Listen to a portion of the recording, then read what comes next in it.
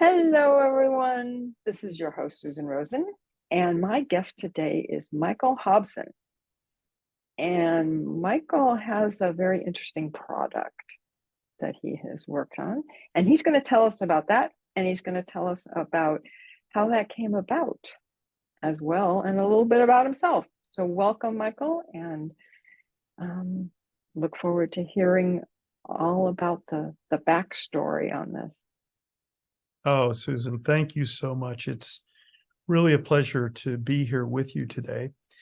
And I guess one place to start is what people often ask me is, why water? How did you find your way to water? And it's an interesting story even for me to think about.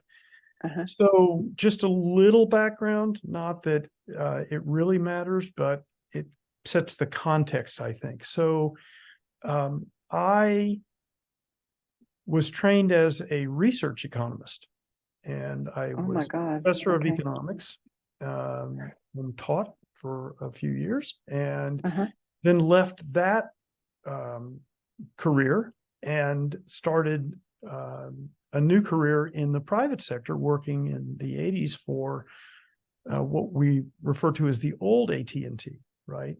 Which was still a huge company at the time, 360,000 people worldwide, right? Even after they broke it up. And I was working as a research economist, and eventually ended up at Bell Laboratories, and then decided that after 5 years of that activity, that both the corporation and I would be better off if I were not part of corporate life. And so I then jettisoned from corporate life, and over the course of the last coming up on 35 years, have started 11 different businesses. And I'm in the midst now of number 11, 12, and probably 13. So, yeah. So the old word serial entrepreneur, I personally think it's madness, but that's what I do. And so I'll have to compare notes. Yes. Yeah. So most of my businesses after leaving corporate life were music related. Interesting. I owned a vinyl record company called Classic Records back in the day. And I sold that company in 2010, and a number of others, which I won't go into the details of. And then at some point in, let's call it the late 1990s. So I started Classic Records in 1994. In the late 1990s, someone in an interview about records asked me, "So what are you going to do next?" And without thinking, I said, "I don't know, but it has something to do with water." And to this moment, I still don't know why I said that, right? Where that came from. Yeah. And so, as time went on, I thought about it occasionally. I was doing a bunch of other things, right? Still music related. And then, one thing led to another, as the old saying goes. And about 10 years ago now, I was given a sign, at least that's the way I interpret it, that was it's time for me to look into this wonderful and mysterious in many ways world. And so with that prompting, I went on the internet.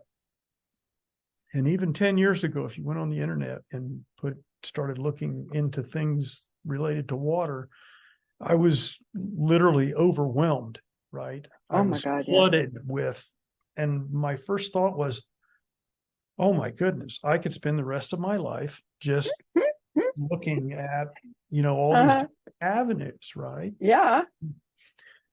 So somehow I got onto a video of, and again, when I say somehow, I look at it now, and it wasn't chance.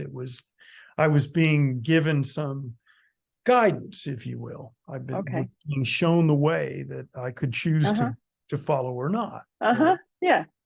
And, you know, this might land with some people better than others, but I have a saying that I think I coined, and that is that free will is what happens when you get off the path. So Okay. with that in mind, I think we do have free will, but I think we're all here for some reasons sometimes, right? With a mission, there's a reason why we're here. And we get that opportunity and the wonder of trying to discover that. And I think we're given, you know, signs, and we can choose Yeah. to ignore them or to take them up. And in this Yeah. particular case, back to the video, I saw a gentleman who's now become a very dear friend of mine. His name is Gerald Pollack, and he's a world-renowned water expert at the University of Washington in Seattle. And I was so taken by his scientific look into water, in particular, what its impacts were on biology, right? And I will admit openly, somewhat sheepishly, that at this moment in time, back then, I really wasn't what you would consider to be a great follower of water. Like, it wasn't like, you know, oh, I carried a thermos around, or I Yeah. drank only Evian, or, you know, I admit, I mean, geez, you know, I mean, I wasn't drinking terrible things. I wasn't drinking sodas all the time and that kind of thing. But, you know, so I said, well, this feels like the right place to like dive in and take a look, so to speak, and try and figure it out. So I just called him up on the phone, and he answered the phone at his office. And I said, you know, my name's Michael Hobson, and, you know, I've been watching your videos and so forth, and I've got your book called The Fourth Phase of Water, by the way, for those people that are interested. Highly recommended. You get it on Amazon. And so I said, you know, I've read your book. And he's like, oh, wow. And I said, you know, I'd really like to meet you. And he said, well, as a matter of fact, I'm going to be in Vancouver in a couple of weeks' time, giving a seminar. You could come up. And I said, okay. So I signed up for the seminar. I had no idea what it was. I show up in Vancouver in like February, and it's freezing cold, right? Oh, yeah. Oh, yeah. And it's raining, bitterly probably. cold.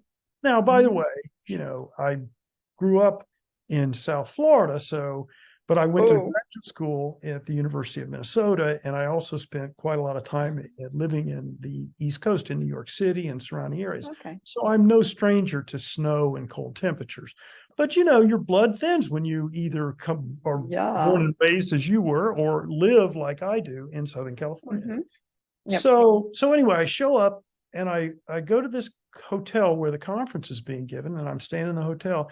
And I go in, and I'm like, oh, I'm here. And I said, oh, by the way, what's this about? And they said, oh, it's a convention of massage therapists. And I said, oh, my goodness.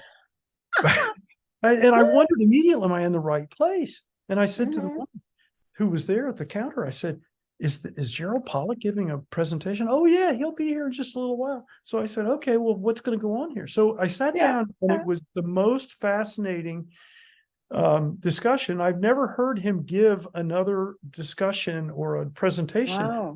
He's in the Department of Bioengineering at the University of Washington, and previous to his immersion, if you will, in water, he studied muscles and muscle contraction.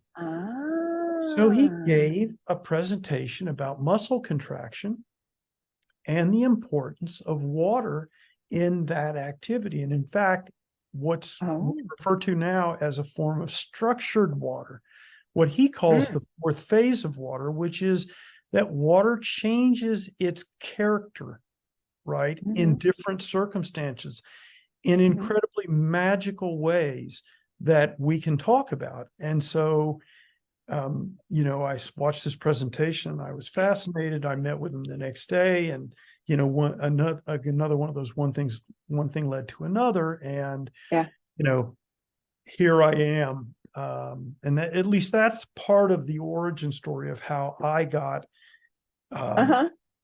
interested in, or guided to, I like to say, the world of water. Interesting. Okay. Okay. So now you're in the world of water.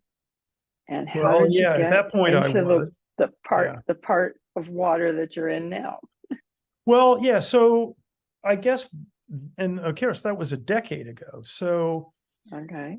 I think from there, I still had, three businesses that I was involved in, Mm. running and so forth, which I've since sold a couple to the employees and so forth. Uh-huh. And so I was in the process of learning and figuring out what my role was to be in the world of water. And again, I meet people that bring me pieces of information and or Hmm. guide me, if you will, to Right. different Hmm. circumstances. In fact, one of those people that I met at a water conference um, told me a story about this interesting water that she had seen. Oh. And somebody had shown her, and I said, Uh-huh. well, "Tell me about it." She said, "Oh, it's just this most amazing thing you've ever seen." And I said, "Okay." And so it turns out it was from this spring, and I can show you. Do you Oh, see the wow. beautiful crystals? Oh, yeah. Those are silica crystals, right? Okay. They're dancing in Okay. a helical fashion. Uh-huh. That's what I saw probably 7 or 8 years ago now. And Ah, okay. I found my way with her help to the spring in southern Idaho, where this water comes out of the earth at 140 Oh. degrees Fahrenheit at a hot springs. Oh my God. Yeah. And so my partner is the person that owns the spring. And Uh-huh. in the course of the last 5 years, we've been figuring out how to do it. And then in the midst of COVID, we brought the product to market, and here Oh, we I are. bet. Probably was a hit then, huh? With COVID, Well, I would or say helpful. not. I would say Uh, not because everybody was hunkered down, right? People were at home oh, renovating and okay. doing all kinds of Well, things yeah, at home, but but they were on the internet a lot, they were on the internet a lot, and so and that was the they were beginning. still buying stuff at the grocery store, even if they weren't actually going inside the grocery store, right? They were Exactly. driving up and driving away with their stuff. Absolutely, no question about it. There are some challenges with this type of specialty water. And one That is that makes it's sense. in a very remote location in southern Idaho, Mm, mm-hmm. in the high desert there. And so that remoteness makes it difficult. Like in the winter, they can have 5 to 7 feet of snow on the ground and some inordinate number of days below zero. And Mm-hmm. there's a reason why not a lot of people live there, because the Yeah. conditions are harsh. Okay. That makes sense. So And does the water, because I just as an sure. kind of does the water freeze?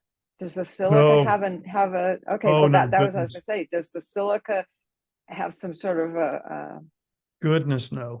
Yeah. I my mean, obviously vocabulary all all water kinds will of freeze if it's left, right? in that condition, Mm-hmm. right? But Mm-hmm. it comes out of the ground naturally at 140 degrees Fahrenheit. So Ah, it okay. never Good. So it freezes stays there. unless Yeah. it sits, right? So Okay. yeah.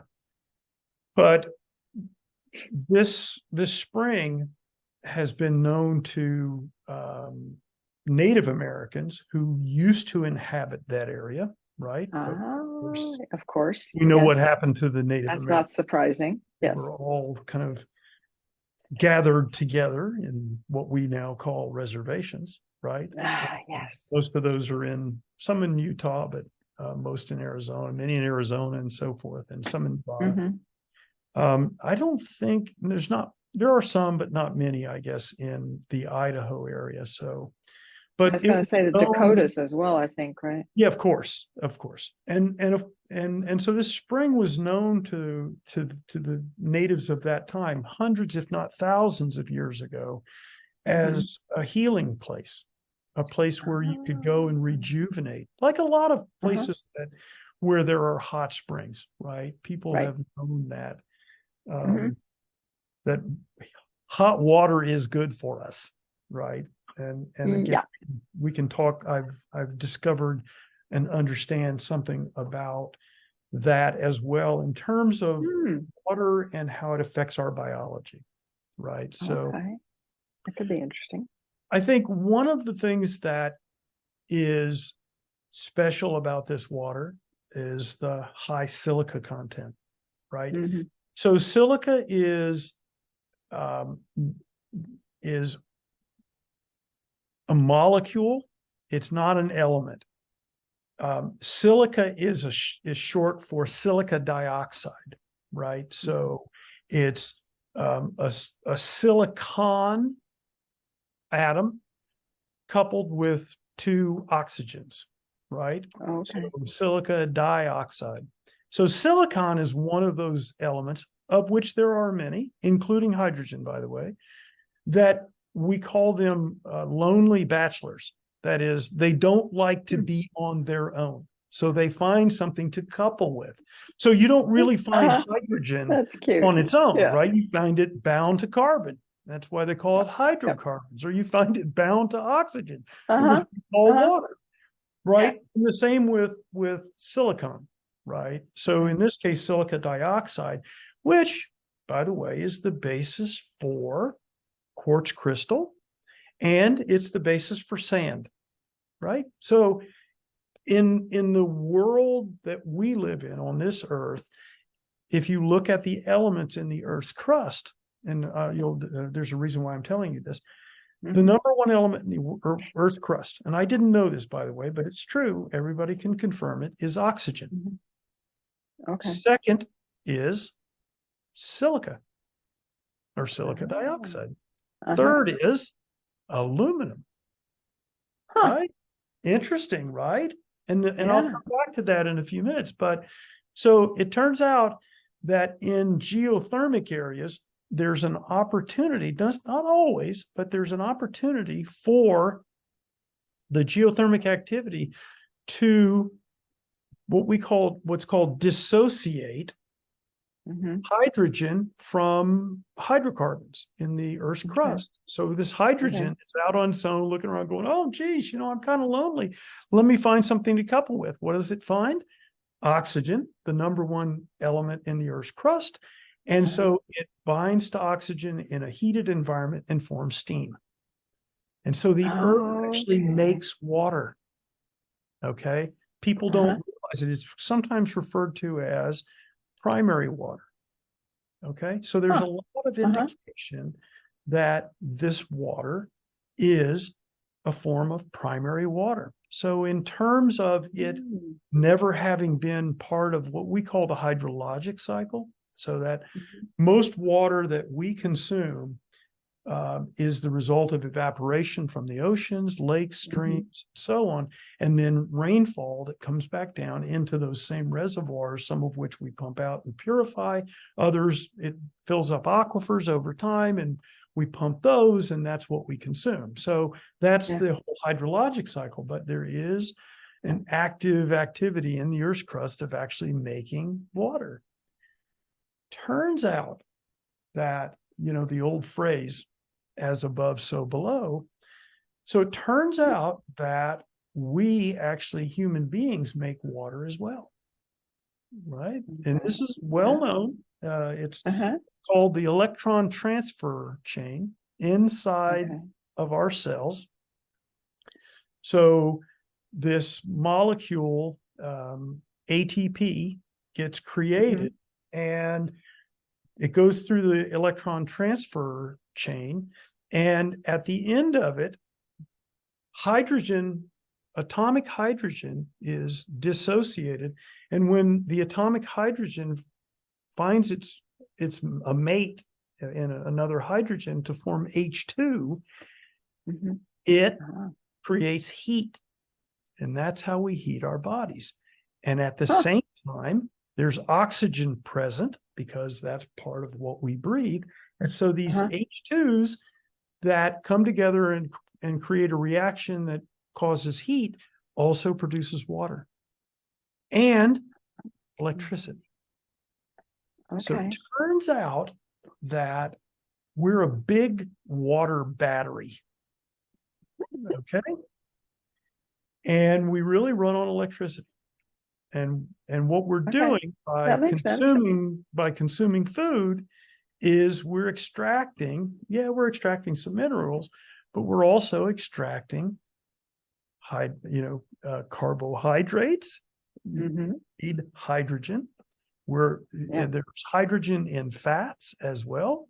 And so you can think of it as a time-released oxidation of hydrogen that results in the production of electricity and water. And that's what we run on. Okay. So we make water inside of our bodies, just like is made inside the earth. And so as a result, you will find people in the world. And I always wondered about this. It's like there are people that don't really drink much water, but they eat quite a lot, right? They make their own water. Oh, interesting. Right? So you can get away with, I'm not advising people at all not to drink water and instead eat and because there's some other issues around eating too much that are maybe not so good for us, right? So anyway, I just wanted to point that out there's a relationship between the way we think this water's made. Now, I just want to add one of the great things about this water, outside of its purity, which I just spoke to, is that it's high silica content. And what we're finding more and more is that silica is one of those, what we call critical trace minerals for our health and well-being. Okay. So just think about this. Silica is the basis for hair, teeth, bones, our collagen, our extracellular matrix that holds all of us together. It's important for digestion. It actually embeds into the veins and capillaries and arteries in our body to help with blood flow. Wow. And with wound healing, it's been shown to be important for wound healing. Now, here's an interesting thing. Two fun facts, that one of which is well known, the other's not as well known. First, that is when we're born, we're about 85% water as infants, babies. By the time we reach the end of our train ride, let's call it through life, we're about 65% water. So you could say, and I do quite often, that the process of aging, you could liken to the transformation from a grape to a raisin, and is coincident with or the same as dehydration. So that's what that's what happens to us over the course of our life, is the process of dehydration. That's pretty well known. What's not known, but is also true, is that we lose silica in that same process. So is there any surprise that the elderly quite often have issues with skin and hair and teeth and bones and wound healing, and with their joints and their extracellular matrix? Is it any surprise? And their brains. It's not a coincidence, right? Now, with regard to the brain, that you bring it up, remember the third most prevalent element in the Earth's crust, aluminum. We live in what Dr. Exley, who wrote this great book on aluminum, that it's called the aluminum age for a reason, because we're surrounded with aluminum, right? It's in pots and pans, it's in water, it's in the air, it's in food. In fact, aluminum is known Or to be, pipes. yes, aluminum's known to be toxic to plants, animals, and humans. Okay. So what plants do is they use silica to bind to aluminum. They Oh, sequester it. They cover, they uh-huh. case it Uh, so that they don't get inflamed, right? okay. Because they're absorbing, That you know, makes sense. Uh-huh. nutrients from the earth because they're in Mm-hmm. part of the earth and they're, subject to inflammation as well. Mm-hmm. Animals and humans, when we ingest aluminum, if we have a sufficient amount of silica, the same thing happens, except we excrete it by sweating or urination. So a Okay. couple little sides there. One is, if you're eating a high silica diet or you're drinking water that has a high silica content, and both of the silica in water is more bioavailable to our gut than the breakdown that goes on in food stuff. No Okay. That makes surprise that sense. the foodstuffs that are silica rich are vegetables, fruits, things that grow in the earth, The right? earth. Yeah. Yeah. Seeds and, nuts and so on. So as we reach elder years and we're depleted of water and we're depleted of silica, no surprise that Yeah. dementia, Okay. Alzheimer's, Parkinson's, all of which are chronic inflammatory conditions, Uh-huh. have started to be related more and more to aluminum toxicity. Oh, So, interesting. Boy, that makes a lot of sense. it makes a lot of sense. And Yeah. so I urge people, to live a longer and healthier life without, losing their mind, so to speak, Mm-hmm. to, absolutely drink and or eat a silica rich diet. So that's, Okay. if you will, one Okay. of the main reasons why I think that Aquene Springs silica, or source water as we call it, Mm-hmm. is one of the high silica waters that people should be drinking in order to maintain their health and well-being. So, what other common foods, out of curiosity, have higher or some silica in them? Potatoes. Ah, Yeah. okay. Broccoli. Yeah. Again, things One of my that, favorites. Yes. right? Things that Yeah. grow That grow. in the earth. Okay. And obviously things that Okay. aren't, processed, right? Yeah.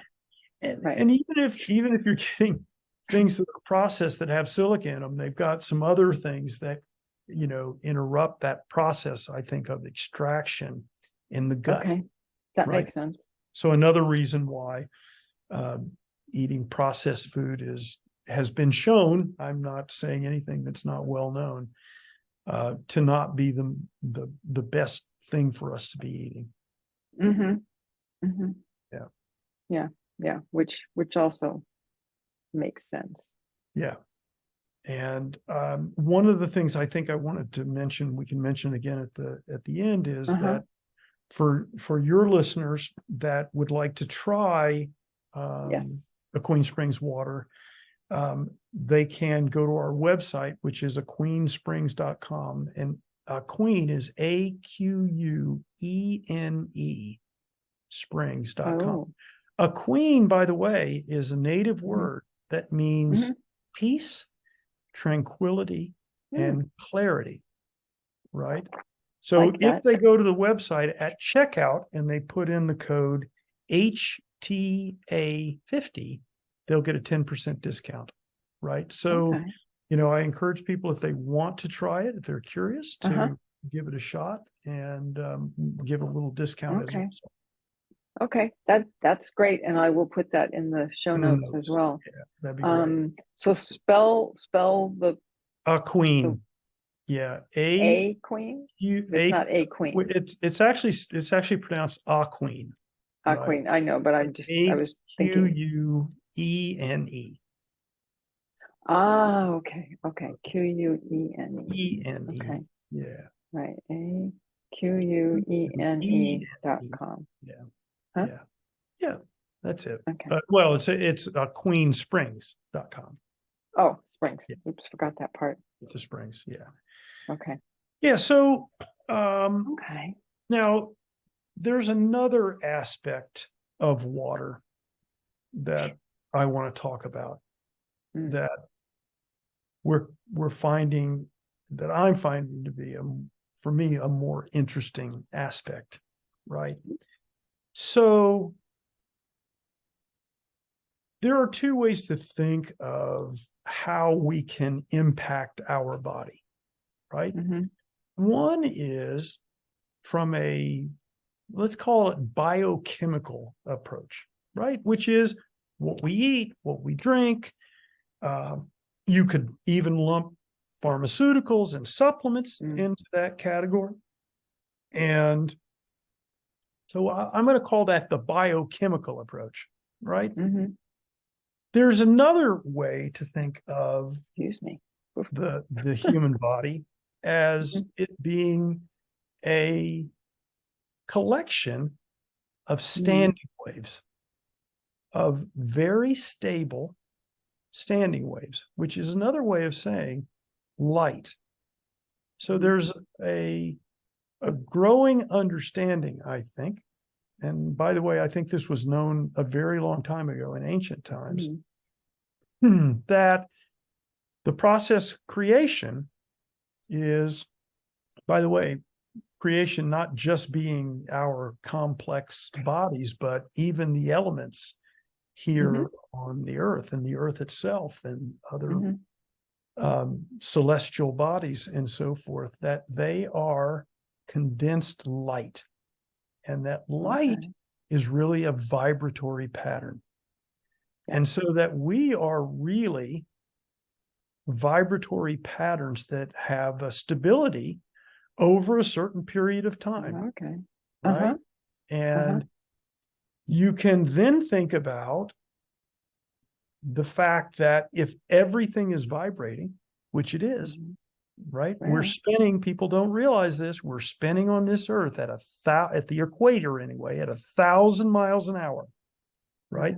We're revolving at 1,000 miles an hour. Yeah, yeah. And when Which you is why turn we don't fall off. that's a slightly different story. But and then at the same time, the earth is circling around the sun, and the entire Milky Way is also turning and not staying stationary, by the way. It is going in a direction, right? So they talk about expansion. So think about this. From moment to moment, we never occupy the same space. I mean, literally, from nanosecond to nanosecond, the vibratory pattern that is us is not in the same place, right? So here we are, we're all vibrating. So it turns out that all of our senses, taste, touch, hearing, smell, all vibratory senses, every single one of them, right? That's a fact. It's scientifically known, right? So when you start to think about this vibratory activity, what happens when you go to an art museum and you see a painting, a beautiful painting, and there's obvious how can you see it? Well, because there's light reflecting off of that. So it's creating a vibratory pattern that we see through our eyes and our retinas, and that gets transferred into an electrical signal. That's also an electrical vibration, right? And that has an impact on us. So there's an example of something in the same thing. If you go out in nature, if someone touches you, they're vibrating, and whatever is going on with them impacts you. When we eat something, when we smell something, those are vibratory activities as well, right? So now we can start to think about the food that we eat, the color of it, because colors vibrate. Right? Oh, yeah. That's all Yeah. part of the spectrum, right? And what we taste, that's vibratory in nature as well. So all these molecules, pharmaceuticals, supplements, they all vibrate too.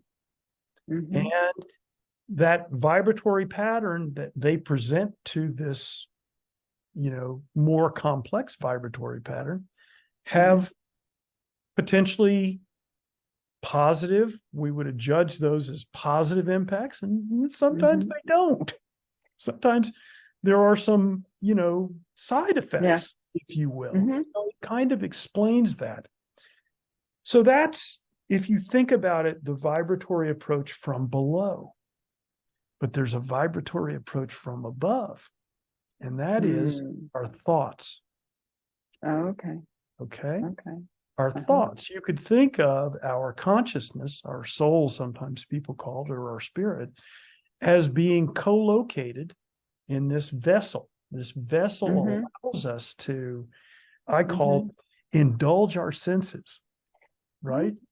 And we're having quite a wonderful experience. And if we look around at all the wonder and beauty that's around us, and we choose to have that interpretation, those what you could think of as good thoughts, harmonious thoughts, loving thoughts, and so forth, then those thoughts have a positive impact on our body, right? For sure.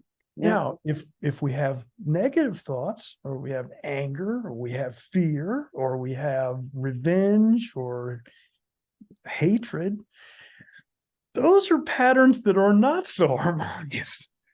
And they end up, I think, and I'm not the only one that thinks this, that they end up in a state inside of us that can lead to what we refer to as dis-ease. Yes. Right? There's ease and there's dis-ease. And when you think of it that way from a vibratory standpoint, it starts to make some sense that our thoughts are really important to our health and well-being. Absolutely. Right? Yep. So how does water impact this? Well, let's not forget, as I said before, by volume, when we're even, not at old age, or, we're somewhere around 75, 77% water by volume. But molecularly, if you count up all the molecules in our body, we're 99.999% water. Wow. So water has an incredibly important role inside of our bodies, right? In fact, we are semiconductors.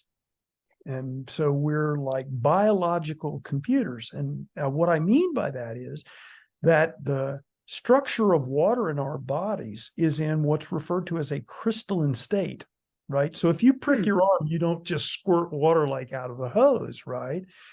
Turns out that the water in our cells is in a very structured state.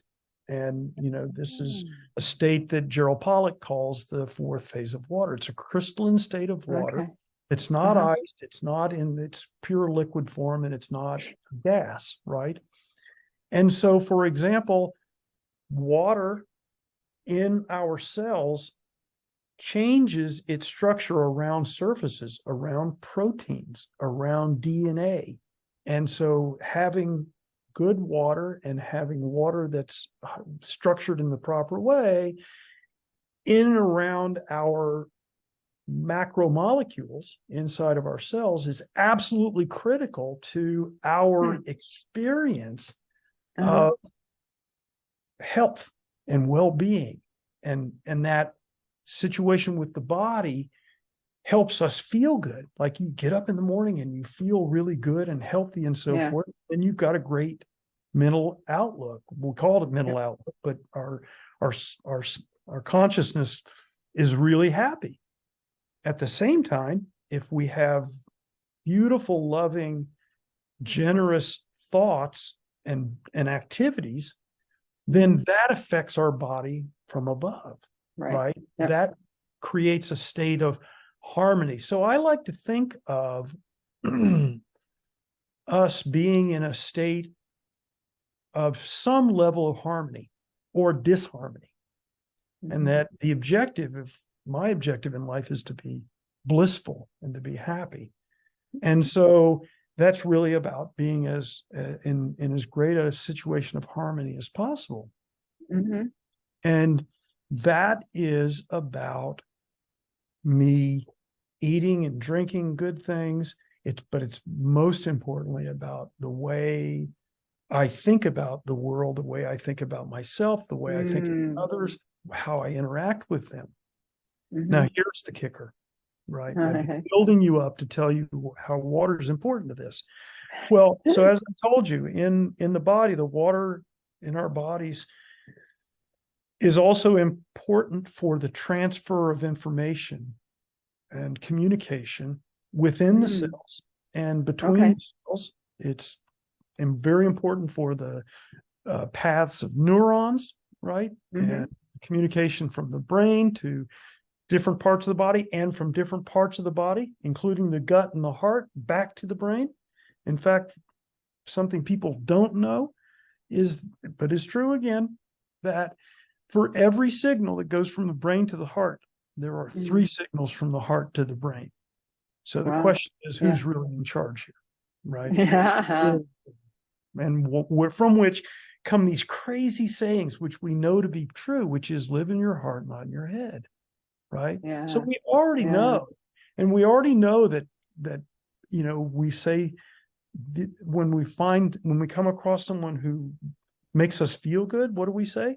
Oh, that person has a good vibe. I like their vibe, right? Yeah. We know instinctively that this is a thought vibration oriented world. And I always like to say that what Nikola Tesla told people back in the 30s was that if you want to understand the universe, think in terms of energy, frequency, and vibration, right? Yeah.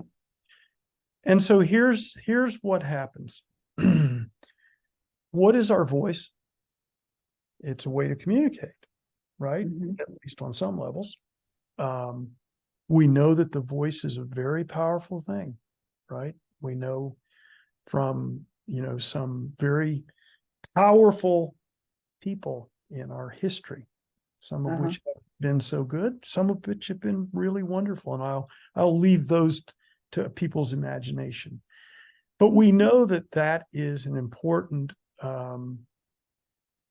vibratory pattern. And so we also know and are becoming more aware that water can hold that vibratory pattern.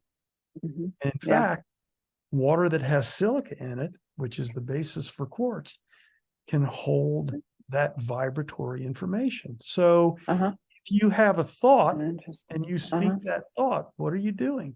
It's a vibratory interpretation or representation of your thoughts. So if you say something really wonderful to someone or to yourself, that vibratory activity, expression of your thoughts is something that's harmonizing. So imagine a situation where you take a glass of water, silica source water, and you say to that silica source water something really beautiful, like, I want my body to be filled with love. I want to be filled with beautiful thoughts. I want not to have anything but joy and harmony. And I want my hand to not hurt anymore. I want it to know that I want it to feel great again. That vibratory pattern, which is our intention, comes from our spirit. Now gets transferred as a pattern, a vibratory pattern into that water, and you drink it. And your body knows what that is. All your cells know, because it comes from your consciousness. It comes from your intention. Yeah. So that's the magic that I'm really here to tell people about, in addition to the benefits of silica in this primary water, is that this water will allow you to heal yourself if you want to heal yourself. You can, what I do is, I'm constantly striving to have very positive, loving thoughts about everything around me, right? I want to be present. I want to be in the moment. I want to live I want all my cells to be excited and happy and blissful, because when they're in that state of harmony, guess what? They don't get diseased. I don't get sick. Life is much better. And so it's, if you will, it's a kind of a verbal reminder that we can do. Now, I do think that there are other waters in the world. There are other special waters. Lourdes, water, for example, in France. There are waters in Mexico that are known to be spiritual healing waters. And I think that's the process. I really do. I think it works. Unfortunately, and I have nothing against municipal water because it's what most people have to drink. Municipal water has been through a lot of treatment. So there's chemicals. Now, what do we now know about chemicals? They're vibrations, right? And those vibrations, right, don't necessarily agree with our biochemistry. So you can see how that could affect it. But at the same time, they're part of a chaotic world, right? And so there's a lot of patterns, chaotic patterns that are in tap water. So I like to say that tap water will keep you alive, but won't necessarily allow you to thrive. And that's what we all want. We want to thrive, right?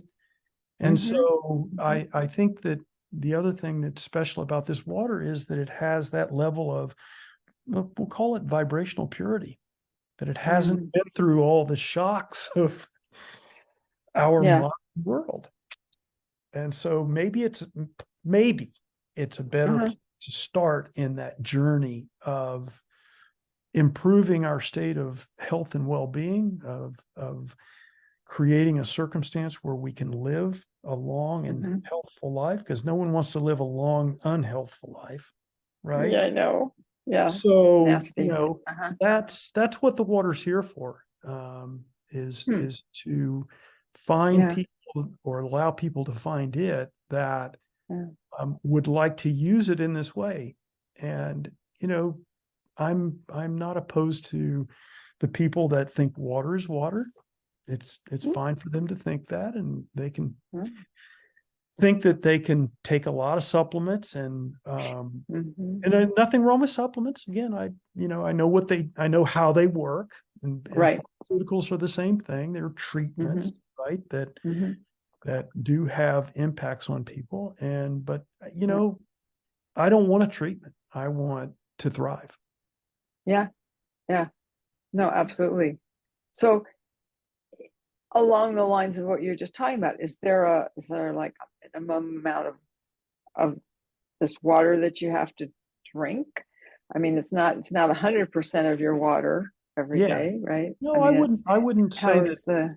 I would never say that, you should, I would never try and convince people that, if you don't drink this water exclusively, you're doomed.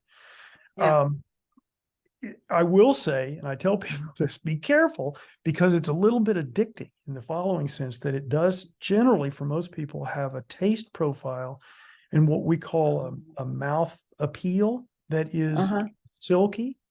And people talk about it having a slightly sweet taste, although we don't add anything to it. So unlike some waters that have a kind of an astringency to them, this water seems to be one that when you drink it, you sort of want to drink more. And so it may be easier to keep yourself hydrated as a result of it.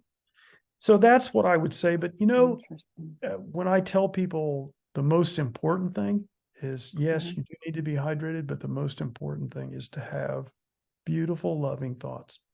And that's no surprise. I mean, there's lots of people that meditate, and there are lots of self-help people that are talking about feeling good about yourself and about other people, and being in the moment, being present, right? Not living in the past, not, looking forward to the future. It's like, appreciate everything that you have that's right in front of you. Look around, take a minute, to be with those people that are important to you and have those beautiful thoughts. And man, I think that takes you a long way.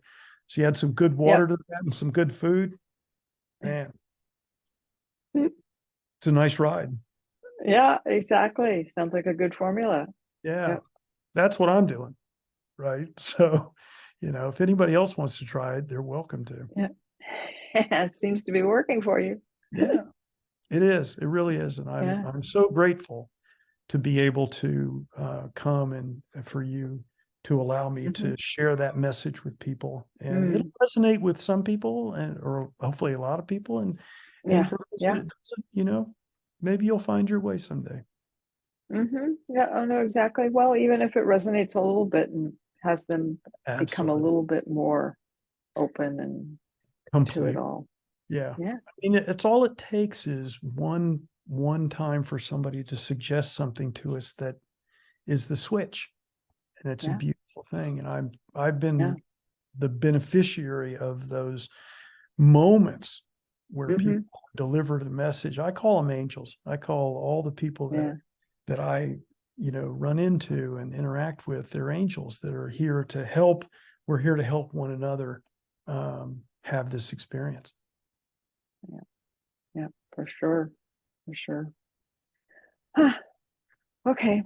Well, just looking at the time. Okay. So let me, everybody has the information. I'm going to put it also in the show notes. Right. So if anybody is didn't get it Want to give it a try? Yeah. And if they want to give it a try, absolutely. And I will say, which I always say at the end, which is that neither of us are doctors. No. And this is not to be seen as medical advice. Nope. Even though it's good advice, but it's not medical advice. Yeah.